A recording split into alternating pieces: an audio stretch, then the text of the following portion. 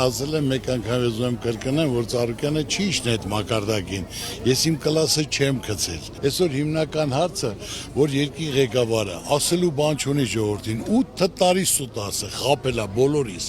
Ինչ որ ասել է հակառակ ա եղել 8 տարվա մեջ, պատերազմ հրահրելով, պարտություն կրել ենք, պարտվել ենք, հողերը կորցրել ենք, զոհերը տվել են, վիրավորները կան, մեր գերիները վակվում են, ու այսօր այդքան ասելով խաղաղություն ենք բերել, դա փոխարեն մի հատ էլ տնտեսական պատերազմ Ռուսաստանի նատակից չեն կարա սուտ ասելով, եթե երկրի ղեկավարը այսօր 8 տարի ղեկավարում է, ժողովրդին պետք է ծրագիրն ասի, այսօր ինքը նյարդային վիճակում է, որտեղ Ծառուկյանը տեղին ասում է, խնդիրը, հարցը, դրա լուծումը ոնց պետք է լինի, դե թող ինքն էլ ասի։ Ես ասում եմ, այսօր սաղ վարկի տակ են, որ պետք է քայլ կատարվի հենց առաջերտին, ներում շնորհի մարդիկ այդ ճայթից դուրս գան, առողջապահությունը եւ կրթությունը անվճար լինի։ Ասում եմ, որ դա անհրաժեշտ է այսօր մեր երկրին։ Իսկ ինքը բռնեմ, փագեմ, խլեմ, ժողովուրդը արդեն հոգնել է, գնացեք շտպեք, ժողովուրդը փոփոխություն ասում։ Հիմա հնարավորություն ա տրվում ժողովրդին, ամսի 7-ին